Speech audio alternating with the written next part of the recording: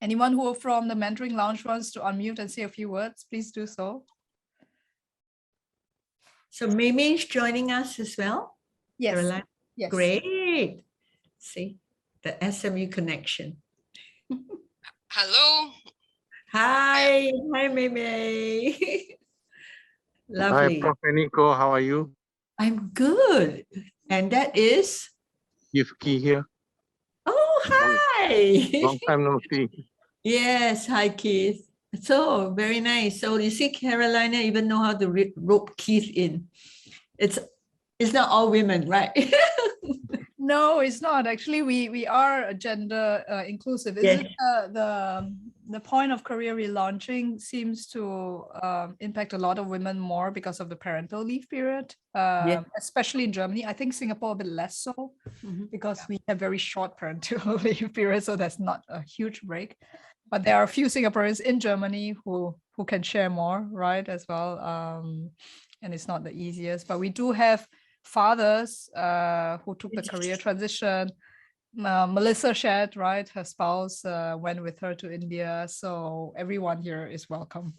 Just to be sure. And increasingly there are people who are mid careers and you know, they were asked to leave, but that doesn't mean that they don't get back to the employment circle. Yeah.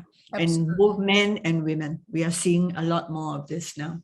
Absolutely. And that's quite difficult. And with the pandemic, this has been hard for many. So we do have a lot of questions from those who are affected as well. Yeah. Okay, so let me then slowly start. I think everyone is now back. Thank you so much. Before we continue, Marina, I peeked into the breakout a little bit because we were still organizing it, but thank you for sharing. I think Marina is probably still here. I don't see you yet on my screen. Marina was giving a session on how not to self-sabotage as we do look into our career relaunch. So if you're in the breakout with her, there are some methodologies, but that we can also share as well after this session. So thanks again. And also to all the different mentors who came in, Anya, Melissa, I can't name everyone here off the top of my head, but everyone here that has supported in these conversations. We really, really appreciate your time. The Mentoring Lounge, because it's our 5th forum so far run by Anna Head in this format, previously it was in the other format, has been a great success in helping in career transitions. So many of those who became mentors and mentees 2 years later, what we've known is that they are still a lot in touch. Some of the mentors have hired the mentees, which is, you know, a success story that we really appreciate as well. And as well as the mentees now becoming mentors, which we also even love more because, you know, it's all about how we can support and give back and help, you know, the future next generation, as we all want more and more to lead purposeful, driven, impactful careers. So really, really support. Thanks for the support, and feel free to stay connected. Everyone is quite tight usually at the end of the year. December, things get a bit slower. So if you want to reconnect, please feel free to do so. Yeah. So I will now bring onto the spotlight our speakers of today before I introduce them. And maybe I'm trying to find you. Yes, I see you on my screen, but you just moved just a second. Yes. That should be a easier spotlighting mechanism here. And then I'll stop to share the screen. So thank you so much for being part of it. This is part of our, what we call the next step of the C. So previously we have, you know, our speakers sharing about how to clarify the career next step. And then now we are really looking into, okay, if once you have clarity, what is really important? How do we build a plan around it? How do we execute, you know, that change? Whether is it a next step in terms of a change in career, industry, function, sector, or a change in location for many of us? What are some things we can do? And also what are some of the things we need to add so that people see us now as a, not just the experience from our previous career, but how do we build a brand that really support that process? So I'm very honored also to have here Prof. Nico, Prof. Nico is my very long time professor from, I won't say how long because then he reveals my age as well. No, I'm kidding. So for more than 20 years back. And has really been a core part of, continuous supporting of the alumni from Singapore Management University as well. She is a very established speaker and involved in several organizations, including the World Economic Forum that you were speaking at, I saw at some point, part of the Singapore Family Business owners or officers, right, that you were supporting. I mean, I think I can go on, but I will let you introduce yourself and then I move on to introduce the next speakers as well. Prof. Annie, you want to say a few words? Sure. Thank you very much. Thank you, Carolina, and thank you, Go Ahead. This is my honor and pleasure. I really love the idea that we are actually helping women and men relaunch their careers. I think we will never have a job that lasts you from graduation all the way to retirement, and nobody retires. I don't think we actually should use the word retire. We retire every time. So there'll be stages in our lives when we need to come back and then retire ourselves to get back into action. So teaching is my passion, as you could tell. And I started actually as a banker, but then I pivoted and went on to take a Fulbright scholarship to do a PhD in New York University, taught in Michigan, Ann Arbor, came back, served my bond at National University of Singapore. In the year 2000, the government says, let's have an American option. Not that the British options are no good, but we should always give our young the opportunity to decide what kind of a system they want to be in. So I came out as employee number 18 and set up SMU with a group of very passionate, like-minded people. This is my 22nd year. I officially retired last year from SMU, but not retired from life and living. And I'm enjoying this next lap in my own career because the main purpose in my career is about people. So I still have the opportunity to grow people. And when you grow people, it requires patient capital, both financial, social, human. So I'm delighted to be here to share this little journey that I've taken so far. Thank you. Thanks, Prof. Annie. That was, I think, your different career transitions and, going into, I mean, one of the things we had this pre-discussion with is, how you always write your own job description. The employers don't do it for you. I think that's something we definitely want to hear about more. Before that, let me also introduce Shub. Shub is a founder herself. She is the founder of JobsMe. She supported many, many different individuals in their career transitions as they, look for a new role, going into different sectors. So she's also the head of training for Alcott Global, who is looking into the supply chain industry, as well as helping find talents for that. So Shub is running also now the training area for Alcott Global. So Shub, tell us a bit more about yourself and also, this huge event that you were part of with, I think, 10,000 people that you brought on board from different parts of the world in supply chain, right? So. Absolutely. Thank you so much for that introduction, Carol, and such an honor to be with the guests of this panel here. So very quickly about myself, I think I am a classic example of what you can do in gig economy. I have 2 roles, multiple partnerships, etc. And they're not limited by, oh, you are employed with this company, so you can't do something else. So my career journey, I am an NUS graduate from computer engineering, haven't worked a single day of my life in engineering because I realized coding behind computers is not me. I need people. And I started my career actually in recruitment. So I've been in Singapore recruitment for 15 plus years. I started with Michael Page, junior, mid, senior level recruitment. Then I joined Oric, which is an Australian recruitment firm, helped them to set up their non-banking recruitment side.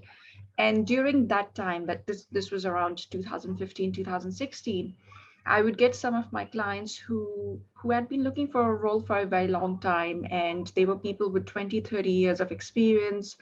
There were mothers who had taken career breaks and didn't know how to get back into jobs. And I just started doing it on the side. And one of them almost insisted that I should actually make it a full-time gig. So my founder of Auric was very supportive. He actually gave me 6 months to work part-time in Auric and see if there's a market for this. So I was very blessed to have very supportive mentors throughout my career.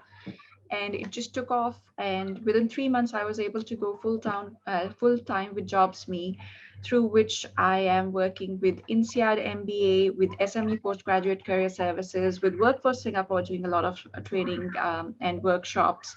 And now I've been holding the role for Head of Training and Development for Alcott Global, setting it up from scratch since the beginning of this year. So yes, as I said, classic gig economy, doing multiple roles within the space of personal development, with a strong focus of personal sessions in career and job search. Yeah, thanks, Shub. I think it's interesting also how you build the portfolio careers, because when we were, at least when I was growing up, we also talk about the single career track, right? If you are in marketing, it seems that you have to do marketing for life, even though we might not enjoy it anymore or have curiosities in other areas. So it's great to see how you have established that in your own. And I think there will be some questions for you then on how you managed to make it happen, and also being a mother as well with a very small kid. Yeah. And last but not least, we have also MeiMei joining us. MeiMei is also has very different roles in your career across different countries. MeiMei is also part of the cohort with Singapore Management University. That's how we got connected. And MeiMei is the managing director of the Kia Group, and that has also branched out also into very different businesses, including co-working spaces. She's going to share a very personal story here. So MeiMei, thank you for that, because I think the last few years hasn't been easy, not only from the pandemic, but also situations back home. So I let you then do the introduction. Thank you. Today is really very honored to be on this platform, especially with my mentor, Prof. Annie, who actually really helped so much in this journey of me. Right now, I'm actually Burmese, who has actually grown up in Singapore and did all my studies in Singapore. And then I went back after I graduated from SMUs to actually help out in my family business. So that's also where I actually get to know Prof. Annie, who actually heading on the business families network in around the entire Asia and ASEAN particularly. So she's been very strong in that, and that's how we get connected. So then I was able to, in 2015, I was able to help lead my family business into the merger acquisitions with one of the largest conglomerate in the pharmaceutical companies, to then pivot, because at the time Myanmar was opening up. So we thought it was a good time to, and then I did my 3-year transitions as also head of the organizations for these merged company, the JV. Then while I was doing all these things in 2000, so the merger happens in 2015, but in 2011 I got married, and growing up in a very traditional, conventional Chinese, Burmese family, I didn't want my husband to be joining the family business to actually keep the complications simple. So then I started this Kia Group, which is actually went into the real estate and service industry, because the country was opening up and it was really a good place where we can actually get to hear and meet all the investors that will be coming to Myanmar, and that would give us a very good tap on what would the market be, and be very much staying ahead of the market, the know-how, and then we will be the one to go to. So that's how Kia actually started, and then go on.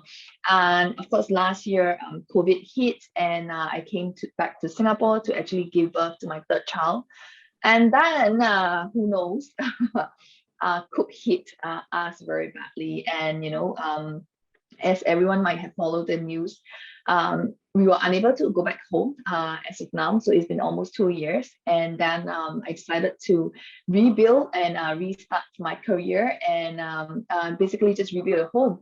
So right now I'm here thanks to Prof. Annie that actually helped me to repivot very quickly when I was in my darkest and lowest in this since February, to help me to repivot very quickly. And then I have actually changed into a total new, so Singapore is totally a new market for a new environment, new market for me. And then I also totally went into a different, from FMCGs, personal care, service industry, real estate, to now I have moved on to healthcare. So right now I'm working for Singapore largest private nursing home providers in Singapore. And I've been with this company for 4 months. So that's what actually, this is my story for now. Yeah, thanks for sharing, MeiMei. I think we have a lot of questions then for you, because you had to do almost a total pivot, isn't it? And that total pivot also in a country that, you know, you spend some time with, but then again, coming back, there's also the reverse culture shock, as we all know. Yes. So there's lots of questions there. So thanks, the three of you, for being here. I think let's start off with a round of questions. I think part of the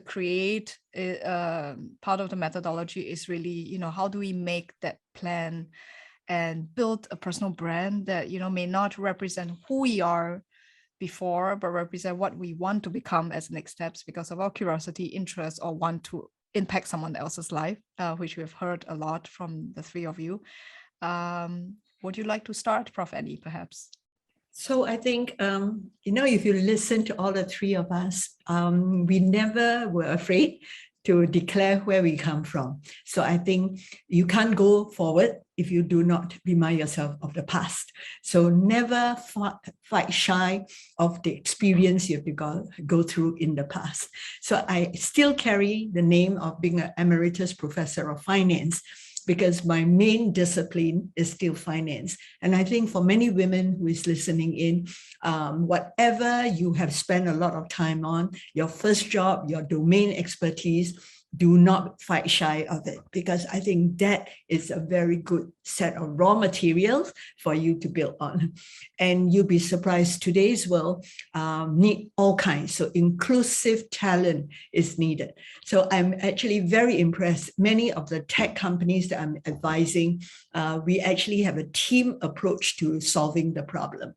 And women have this amazing ability to recognize strengths in each other and pull everyone together. So if you were to tell me what is your personal brand is everything that you have done till now. And then, of course, deciding what you want to do at the next stage of your life, and then work with programs that can, you know, strengthen you, give you that confidence, and move the needle for you. Thanks, Prof. I think that's really important, of not forgetting the past, because some of the questions that we have is, you know, when we have a area that we never had experience with, you know, what do we do then?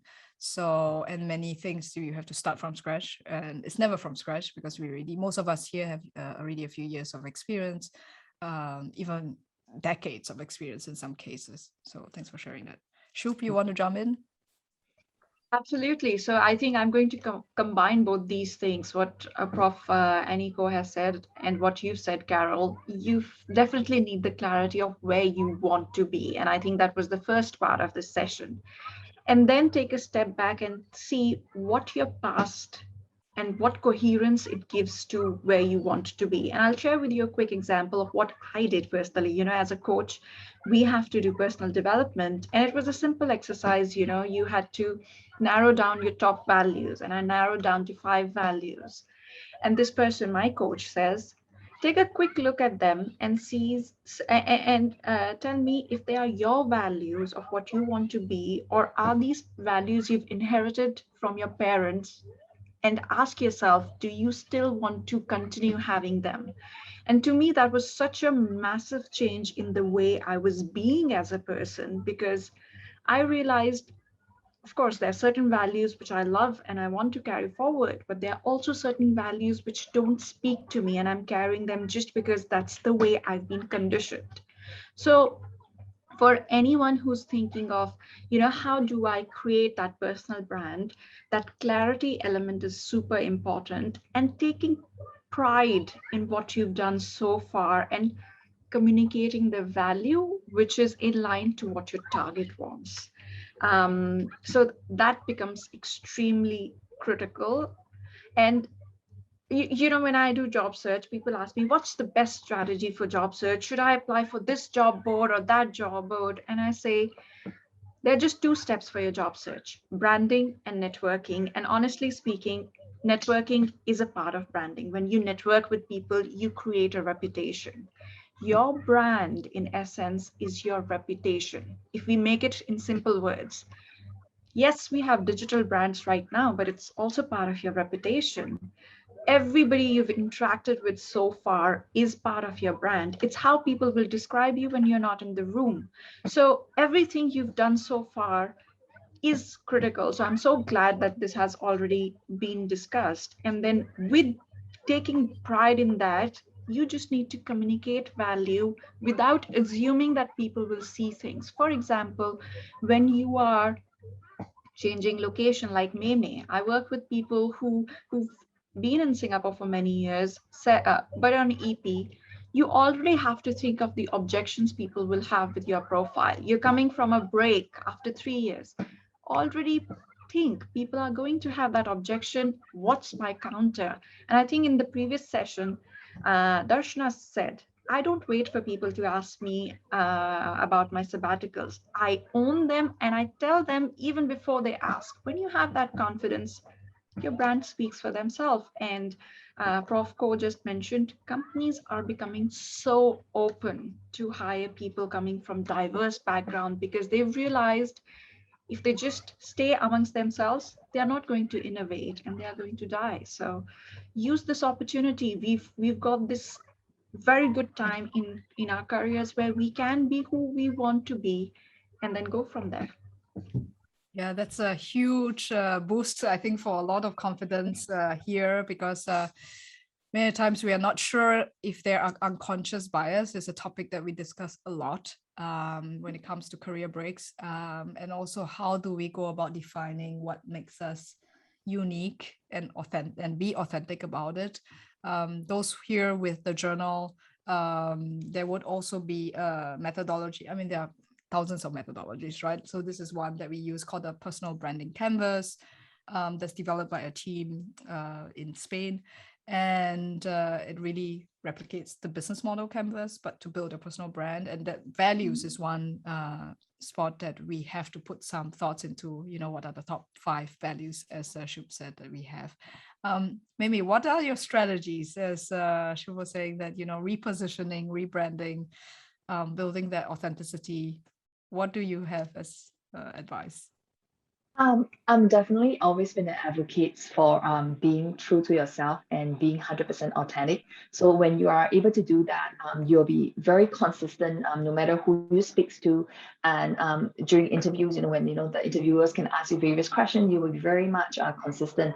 And I think as much as all of us here are, midlife and mid-career transitions and all that, we are not at a stage where, we are may not have 100% clarity, but there is some already assurance and of the know-how on why we are changing and what we do. So I think it is all about, building that network, articulating it, able to actually communicate what we actually stands for and what why do we make these kind of transactions, and we'll be able to justify for it. I mean, everyone have go through a certain tough time in life, and I think it's about, like what Prof. Annie said, I don't think there's anything to be shying away from rebuilding myself at this point in time, and that there's also nothing to be proud of, to actually hold myself very high on where I came from and unable to actually now get on to groundwork to get my hands dirty.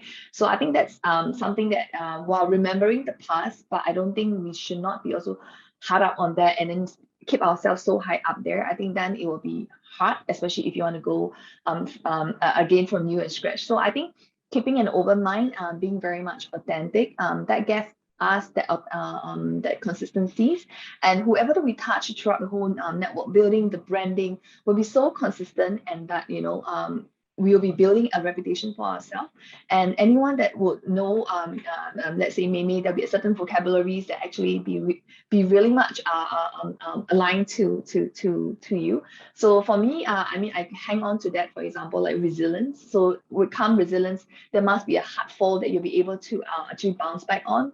So then I have to articulate it. And I think just now also during the forum, I think a lot of the speakers talk about putting yourself in the most vulnerable positions, and being vulnerable doesn't mean that, you know, it actually makes you so weak, but in fact, having the courage to put yourself in the most vulnerable position, actually, it could be a strength that you can actually leverage on. And I think, like Shub just said, instead of waiting for someone to actually question you or to attack you during the conversations, I really think about what would be, I mean, you know, you got to address that. So already, you know, work through that, plan through that, and then come up with what would be your elevator speech to actually sail through that.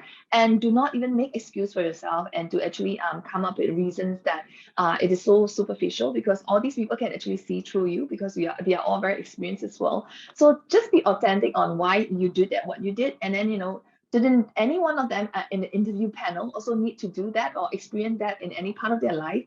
Their wife, their mom, you know, and their friends, you know. So I guess we are in a new age world, and we just have to embrace that. And it is part of our life that what defines. So we have to embrace that. Yeah. Yeah, I totally can relate. I just came from a 3 days conference in Berlin, where it was definitely not in my scope of expertise. It was a group of investors from everywhere in the world, and I start all conversations with, I'm very new in the area, I know nothing, can you just tell me more? Which is a bit awkward in a networking discussion, but you know, it takes, I think, everyone to take a breather and, you know, acknowledge that. And the conversations went much smoother. So really good tip there, MeiMei. Thanks for that. I think it's a good follow on from a great question from Micho. Thanks for being here and for asking the question. Is sometimes a good definition of our personal brand is, you know, what is it that people describe us when you are not in the room? So how do they introduce you to their friends when you're not in the room? And in some cases, Micho, you mentioned also the point where, you know, by ulterior motives, you know, some people describe us in negative ways, and they are local decision makers. If you'd like to unmute, Micho, feel free maybe to give us a bit of context, and then we can go around to tackle the question that you have. Yes, I can just, let's say, elaborate a bit, but I believe that for many people, or at least from my experience, it can be that you are generally regarded as a good talent, appreciated, receive positive feedback.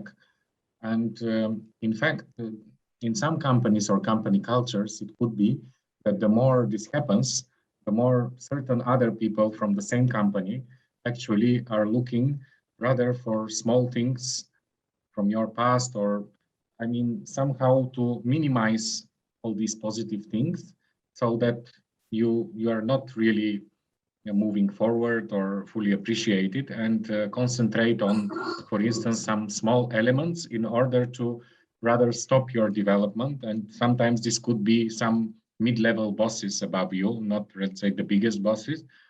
I don't want to, I mean, I can only guess what could be the motivation, but in some case, this could be also that you might not take their place, but outshine in some way. I don't know how to put it more correctly.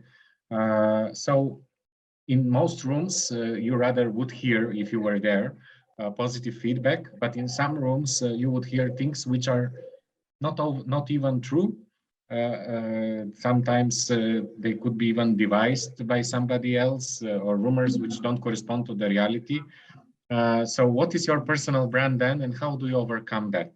That's a great speaking from a personal background. Yes. Yeah, I think maybe I may add a point also that that, you know, we all have failures, right? I mean, if we don't fail, we're not humans, and some of these failures continue to be part of the brand.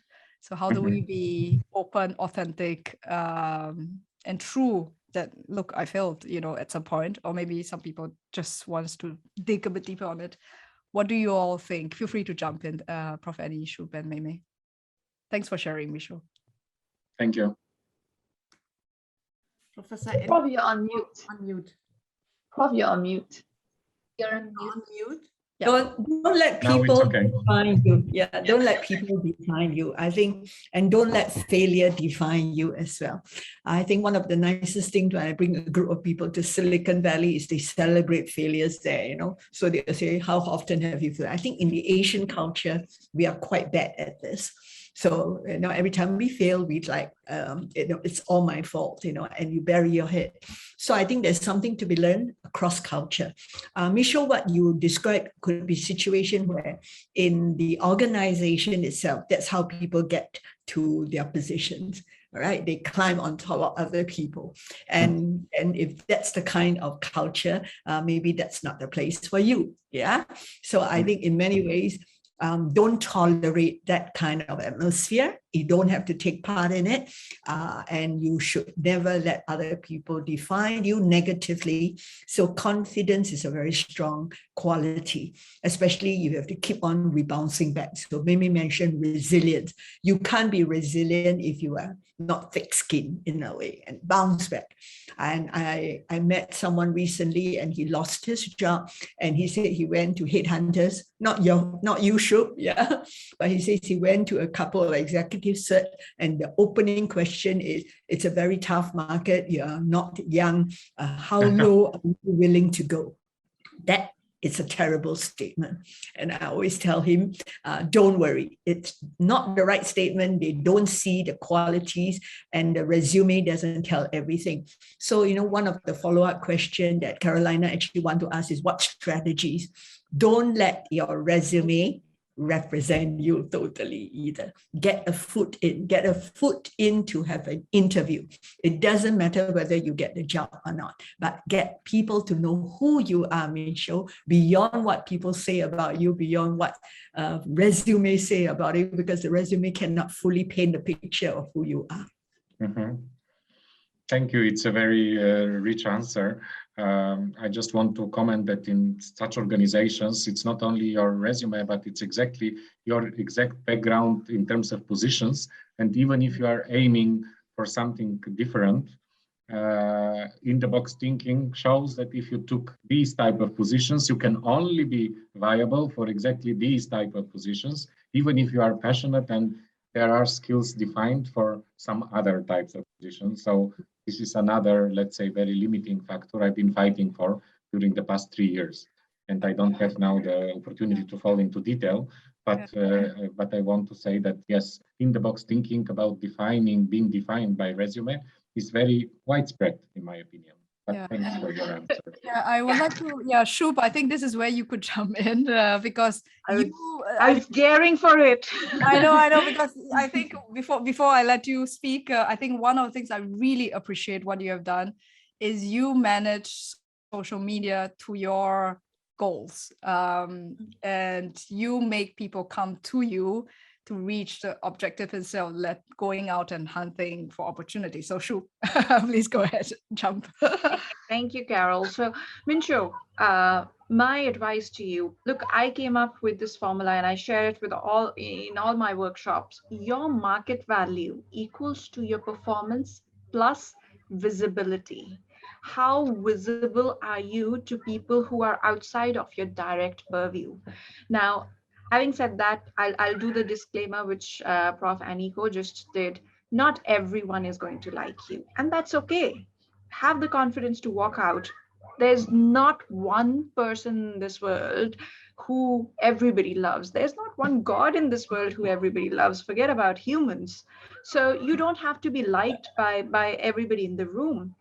What I would say is think of where you want to be and be consistent in that message. What I see people lacking is, even in the elevator pitch, they're talking about what they've done, but they fail to communicate where they want to go. So it's your mission. I mean, we can sit here and talk about what's wrong outside, but as an individual, it's your mission to let everybody know this is what I want to go. Is my company having a special project which will give me some experience in getting that thing done? Maybe it means extra hours for 2-3 months. You raise your hand when you're having conversations with managers, people from other department. You talk about, this is where I want to go in your social media. And as Carol said, I have been blessed, whether it's individual clients or my partnerships. I've never asked people, even SMU, because Prof. Ko is here, it just happened because I announced on LinkedIn that I'm doing a workshop on LinkedIn for WSG, and some of their staff came and saw my workshop and they said, would you like to join us? So I think that visibility part, and I understand, Mincho, when you and I started our careers a couple of decades back, we were told, put your head down, do good work, and opportunities will find you. That narrative has changed completely. Now it's about, you decide where you want to go and you keep on educating people. All it takes is one person believing in you. You don't have to convince the whole world. That one person will find you. So go with that. Tell everybody in your network. You're going for a dinner to your friend's place and they say, how are you doing? Don't just stop at fine. I've been doing great. I've been very interested in this project I've been doing, but it's exhausting. And stop there. You don't want to be a self-promotional person. If they are engaging, you engage. So you need to create elevated conversations, as I say. Nobody will listen to your entire pitch, which you blurted out. You have to find what hooks are you giving to everyone you're meeting and telling that message again and again. Thank you very much, Shub. Just a minute or less. This is exactly what I have been doing for over 2 years. And concretely, in my case, it was developing in luxury hotel management, starting from mid-scale, where I'm currently operating during many years. And so far, it hasn't been successful. I mean, I have done Crossexposure, including in Singapore, in the Raffles Singapore and Fairmont Singapore, initiated by me and financed by me, and some other Crossexposures. I've been speaking to every stakeholder about it, but exactly this, let's say, fixed mindset about looking at your resume and saying, oh, no, you should have spent 20 years in luxury hotels to work in such, despite my passion about it, despite my skills, which have been recognized from some of them, didn't work out. So, okay, it's a longer conversation. Let's have a conversation after this, because I'm sure, Yes. I think we have quite a few individuals here in the hotel industry. So Okay. one of the things that I think will be a challenge that we put to you, because now you have 22 other people who are willing to give you the shout out after this call, to say, what you're looking into for luxury hotels, what do you want to make a mark there. That's the reason for this kind of community and networks, right? Is that you amplify exponentially your message. So once we have that very great short niche of an elevator pitch that you can convert then, as Shub says, into elevator conversation, you at least from this session would have 22, and then you multiply that and then we will find a way. But let's have definitely a conversation after that. I think Thank you very much, Caroline. We all want everyone here to succeed. That's the point of this, what we do, and also the forum, and also the mission of the group here as well. Thank you. Thank you for also being able to share, because it takes courage to share about challenges as well as what we are looking for. So thank you for taking the step with us. I felt it's an atmosphere which predisposes me as well. So thanks to. We are very friendly. Yes. It feels like we're in the same room. Yeah, it's a very safe room. So everyone of us. I'm glad we got that. Yeah. MeiMei, would you like to jump in a bit with your thoughts here? Because you did have to, do a bit of redefining in terms of your different parts of careers. Also now coming back into Singapore again. Would you like to jump in here as well? I think everyone have said enough. For me, I still want to go back to what I said. It's about keeping that authenticities and knowing who you are for what you are. And like, if anyone have say otherwise of you, so who we are is not just about all the positive things. And also, like, I'm also pretty much aware of what people would say, like what Mincho said. If I leave the room, right? But that defines me, that's parts of me, and I have got to embrace that, and I can't be affected by what they say, but rather, I should be focused on what my purpose is, what my passion is, and then why I'm here for, what I'm here to do, and where I want to go personally in this company, and then just keep that focus at all time. And that, at any point in time, like what Shub say, not everyone is going to agree with me all the time, and you're actually open to agree to disagree. So yeah, I mean, it's nothing to do with personal. And I also believe that if anyone is just let's say attacking you for whatever a motive is, I always believe that we always have a bigger heart and a bigger person. So we will never ever stood ourselves to other people's level if that is low. So then, so keep it to that. We don't need everyone's assurance and agreement that we are good to know that we are good. So I think that confidence is important at all. Yeah, you remind me of one of my, I think she's the role model of probably many people in this room. Michelle Obama always says, right, when people go low, we go high, isn't it? Yes, it's one of my favorite lines. Yeah, absolutely. And it gives me chills whenever I think about it as well. So thank you for jumping in. You all have, so successfully crafted your own journey. I think that was the point that we wanted to bring in as well. And Prof. Annie, in the beginning, when we first started to talk about having you in this forum, you said you always write your own job description. That's not very common practice usually, but I've seen now in this panel, I think all of you wrote your own job description. All of you redefined yourself, whether is it on public platforms like LinkedIn, etc. Can you jump in a bit more of how did you manage that and not, do the conventional? Yeah. So I think when you see a particular job role and you like it, don't let that job role confine you. So I think one of the tricks, or not tricks, one of the recommendations I always give people is, if you look at the company, so you must do your homework. I think MeiMei actually did a wonderful job when she went for her own interview with the nursing home. She did the homework. So she went there not trying to just apply to a role, because there was no job role. It was just a recommendation by me to the owner that you should meet up with this lady. So they don't even have a job role in mind. So if they don't even have a job role in mind, you do your homework and find out for yourself where they think they need your value add. So you see, the cognition and the ability to recognize who you are, what you could bring, can only happen if you also know what the counterparty needs and the sector they are in. So don't shortchange yourself, but don't be, don't just go in there and say, I'm just answering to the ad. The ad is only a beginning. You can make it bigger. You can bring in a bigger contribution. So when I say write your own JD, is with that in mind. And you want to go to a company that you are asking yourself, well, I want to be with this company for the next 3 to 5 years. And if it is, then what do they need in the next 3 to 5 years' time? So amazingly, if you do that well, they themselves open their eyes and say, we need someone like this in here, because we are having too many people who think like all the rest of us. So the group thing would work against them. So they want something refreshing. They want something out of the box. They want a woman because it has been all men, or they want a man if it has been all women. So that kind of scenario would allow you to write the best JD in the world.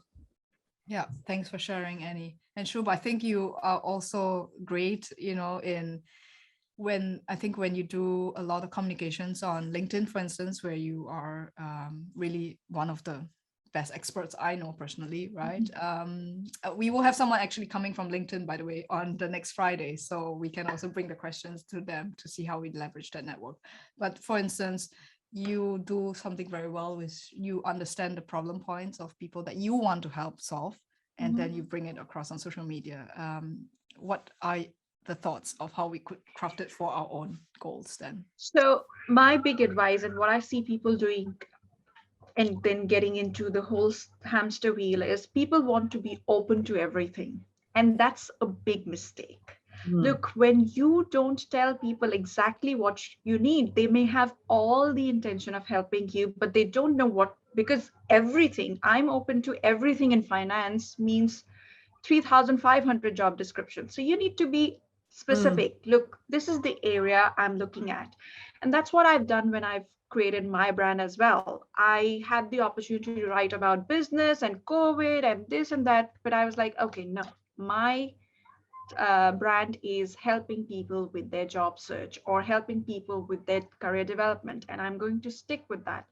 So have a topic which you can narrow down, which people relate to. And I'll give you a very classic example. Right now, as a head of training and development, I have created the Speakers Bureau, where I have speakers, trainers, keynote experts from across the world. People who end up getting the most work from me are people who've told me one or maximum two topics they want to talk about. And there are speakers who are brilliant, but they don't get any work from me because they said, we can talk about anything in leadership. And when I get a specific topic, I already have somebody who's told me they are expert in this. I always think of them, top of the mind recall. How are you creating that brand? So that's number one, that you have a narrower focus. And then the second thing is, and it's almost counterintuitive, you be crazy curious about that narrow focus. If it's, in that narrow focus, if it's something you've never thought of, a new thing you thought, the job title is different from what you're used to, but the work is very similarly aligned to, speak to someone who's doing it. So it's a bit like, boxing yourself to something, but at the same time, exploring every inch of that box and making sure you know everything about it and you become an expert in that particular box, that everybody, anytime somebody thinks that box, you're the one person who they think about. That's how you build brands. Great advice. Being very niche, even though in areas we may not have experience before, but doesn't mean we can't do the research, right? And going into it and making sure we know the core points of that topic or area of interest, or the core problem set that we can be a solution for. So love that, Shub. MeiMei, would you like to jump in? And then I also let Britta, because Britta has great experience there, but I first let MeiMei share. Yeah.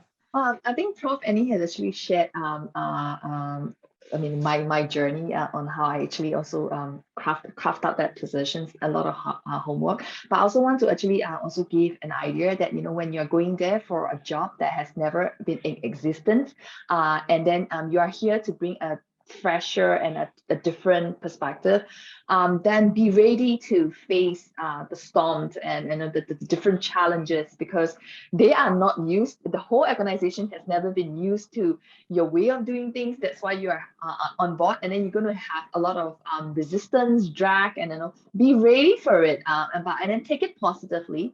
And I would say that, of course, there's we talk about leadership, interpersonal skills. While trying to balance that, also we need to always remember that you're not here to please everyone, and that cannot be.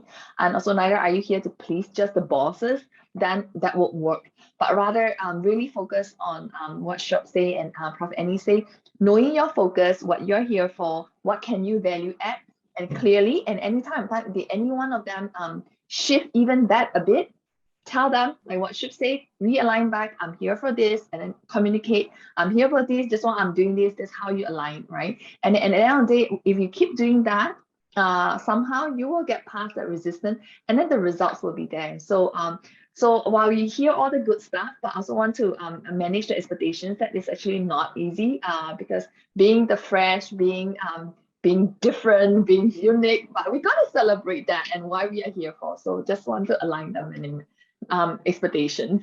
Yeah, it's true. It's really sometimes a uphill, downhill journey here. So, but we get the support network. That's why we're all here.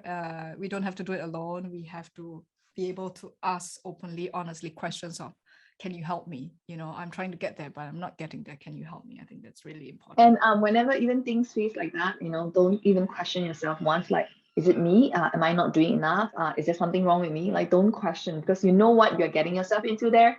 And then get your hand dirty, mug it out, and show your resilience and just survive. Yeah, exactly like the self-sabotage session where we had before. I would like to invite Brita also to jump in, because Brita comes from, she's in executive search for more than 25 years. She's met and talked to thousands of people. So Brita, go ahead. So no, I reflect a lot with, you've said also, Annie, I normally, for example, companies would come to me with a specific job description, and then I would look for a match. But it's evolving and it's changing. So first of all, I reflect a lot with putting up your own job description helps you to define where your real strength is and where you also see yourself in the future. We look with the CV, we look a lot into the past and the present, but never in the future. And I also reflect a lot with you, Shub, saying try to get 1, 2, maximum 3 areas. You can't be an expert for everything. So be conscious about what you want to be seen for, what you want to be known for, and that creates credibility. And then with that, the employer, the labor market, sometimes some of the companies are growing so fast, they also don't know exactly, you know, there's so much insecurity there as well, uncertainty about what is needed, etc. So if you give them the impression, this is what I stand for, and I bring this and this with me, I don't fulfill like 100% of the job profile, but probably only 70, but I'm willing to learn, I'm willing to grow, and I'm willing to, you know, help you, support you the best I can to make you, or to make the goals you have also happen. So show this curiosity. That's, I think, also something we discussed. And I think, although my perspective is internationally, I'm based in Germany, a lot of my clients are German, but also internationally, I think it's also, it's not so seen separately. So German companies don't think so different than Asians, etc. We are all in this together. So I think it comes closer together, because we all have to manage the challenges of the world together. So it doesn't make sense to only think niche, but be aware of your strengths, and we all have them, and bring them out, talk about it, share it. And I think then in this together, we can do a lot more than we sometimes think. Yeah, thank you very much. I think that's a very good way to end this session as well. So thank you for all the points and, you know, sharing from your very personal stories, as well as all the tips based on how you work with organizations and with individuals. I love that, Brita, when you say we're all in this together, because it makes the journey fun, right? I think one of the speakers before said you need to have fun. You spend 8 hours a day, you know, with your careers. So enjoy the rest of your careers and the sessions moving forward in the afternoon. In 1.5 hours time, we would have the German Europe part of the session as well. Whoever is here, we love to have you join.